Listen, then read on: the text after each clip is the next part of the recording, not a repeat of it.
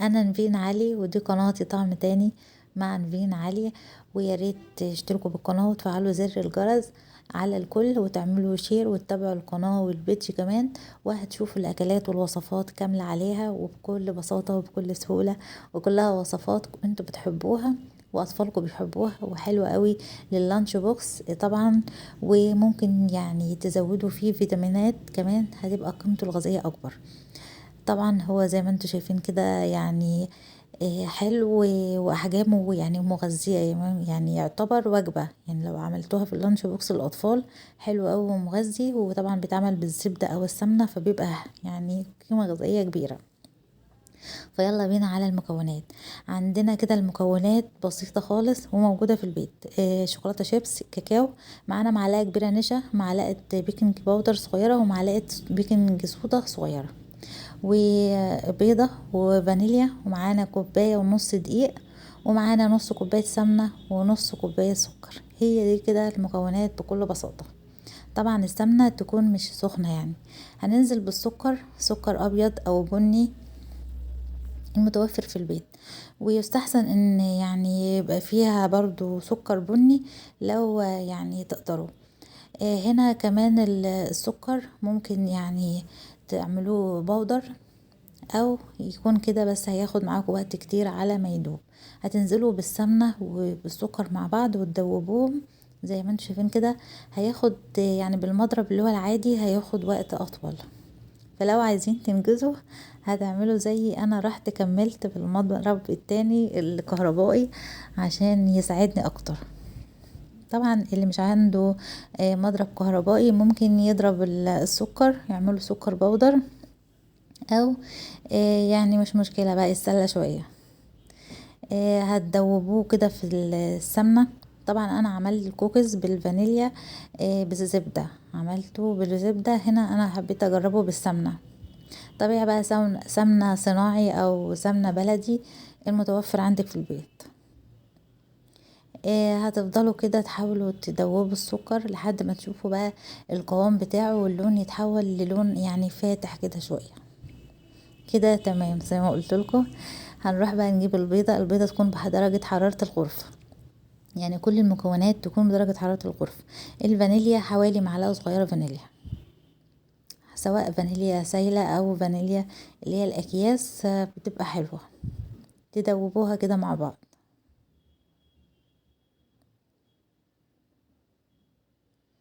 طبعا كده بتستعملوا كده معلقة او اي حاجة تظبط لكم كل اي حاجة على الجوانب تنزلوها. طبعا هتقلبوها بالمعلقة اللي هو معلقة النشا الكبيرة، ومعلقة بيكنج باودر صغيرة، ومعلقة بيكنج باودر بيكنج صودا بيكنج باودر وبيكنج صودا الاتنين بيلخبطوا.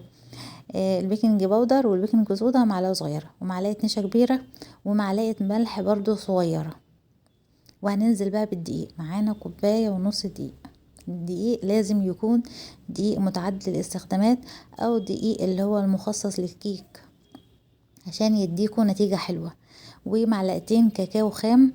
كاكاو الخام هو اللي بيدي اللون اللي انتوا شايفينه الغامق ده والطعم والنكهة الحلوة، ده كاكاو اسباني. فهاتوا نوع كاكاو حلو هيطلع معاكم نتيجة حلوة. طبعا كده المعلقتين الكبار كاكاو والدقيق كله قلبناه مع بعضه.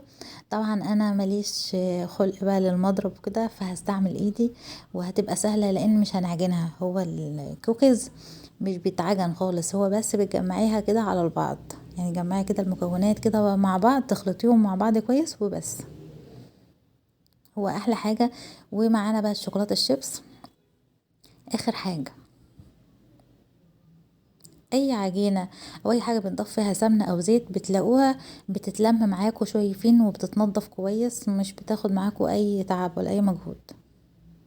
طبعا احنا مش هنعجنها، احنا بس بنجمعها كده على بعض وبندخل فيها الشوكولاتة الشيبس وخلاص.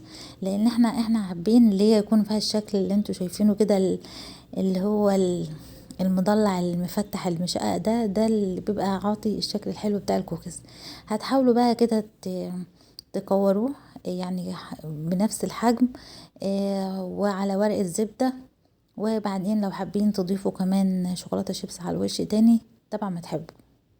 بس لازم يعني حاجة حلوة قوي للكوكيز ان انتوا تسيبوه في التلاجة حوالي ساعة او ساعتين يرتاح قبل ما تدخلوه الفرن. اضغطوا عليها كده، الضغطة دي هتلاقوها كده اتفتحت وشققت، مش مشكلة. انا بس كورتها كده بالشكل ده عشان اعرف الحجم يبقى كله نفس الحجم، وبعد كده هنضغط عليها بايدينا عشان تاخد بقى الشكل اللي انتوا عارفينه. هتسخنوا الفرن طبعا. قولوا لي بقى مبروك على الفرن الحلو ده. يعني ربنا يخلي لي اللي يعني صاحبتي جابتولي هدية، ربنا ما يحرمنيش منها يا رب. طبعا انا ليا اصحاب وناس كتير فرحانين بيا وبالقناة، فانا بشكرهم من قلبي، ربنا يخليهم ليا. درجة حرارة 180. هندخل الكوكيز كده، ولازم لازم اقول يعني دي حاجة مفرحاني اللي انا ليا ناس وصحاب بيساعدوني ويعني مبسوطين بشغلي. طبعا اللي هنا الفرن ده عشان هو كهربائي فبتظبطوا درجة حرارة على 180، وكمان الوقت، وطبعا بتظبطوا من تحت.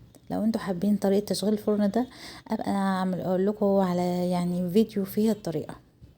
طبعا كده يعني حوالي ربع ساعة، ربع ساعة بس كده عشان يكون طري وهش. وبعدين وهو سخن بتلاقوه يعني بتفكروا اللي هو لسه مش مستوي، بس هو عشان سخن بس. اول ما بتنقلوه، اول ما يطلعوه بس كده في الهواء اول ما يشم الهواء هتلاقوه خلاص بقى حلو ومتماسك، وزي ما انتوا شايفينه كده جميل كده من جوه وهش. انا ما سويتوش كتير لان كل ما تسووه كتير بينشف. لو حابينه يكون طري خلوا التسوية تكون حوالي 15 دقيقة. طبعا يعني طلعوه على حاجة كده مفرودة. طبعا انا عملت صينية بورق زبدة وصينية تانية دهنتها زيت، وخلاص الاتنين حلوين متساويين، هو مش بيلزق يعني. الكمية كلها كده هننقلها على ورق برضو زبدة او في طبق، وتسيبوها كده لما تنشف. وبعد كده تحبوا يعني تحطوها يعني في علبة وتحتفظوا بيها في التلاجة طبعا ما تحبوا. هو طبيعي مش هي يعني كله بيحب الشوكولاتة، اطفال وكبار، فمش هي يعني مش هيستنى يعني كتير، هو بالكتير يوم او التاني هتلاقوه الكمية يعني اتاكلت يعني بألف هنا. فكان حلو قوي. الشوكولاته الشيبس اللي كانت على الوش كانت جميله قوي يعني، مع اللي جوه كان كله كده غرقان شوكولاته. فكانوا نكهه الكاكاو زي ما قلت لكم اختاروا نوع يعني كاكاو حلو، ونوع دقيق لازم يكون متعدد الاستخدامات، والمقادير تكون مظبوطه، والطريقه تطلع معاكم يعني تحفه وخطيره. وطبعا كده اخر روقان. انا بقى حبيت كده تاني يوم بقى كده استمتع بالكوكيز مع فنجان القهوة على الصبح. عملت فنجان القهوة، زي ما انتوا شايفين كده شكله. تاني يوم كمان برضو هش، ما كانش في التلاجة ولا حاجة، كان بره وطري وحلو. يعني هجيب بقى فنجان القهوة كده واصبه كده معاكم. وكان طعم الكوكيز مع القهوة خطير بجد، عالم تاني وحلو قوي. وانا عملته على البيتج كمان كده، شربت معاكم الفنجان القهوة على البيت. فتابعوني على القناة وعلى البيت، وان شاء الله هتلاقوا احلى الوصفات. وطبعا زي ما انتم شايفين كده انا حبيت اوريكم كده الشكل من جوه ازاي ان هو هش، وكمان فيه شوكولاتة طعمه حلو. سلام عليكم، وتابعوني على القناة والبيت. باي باي.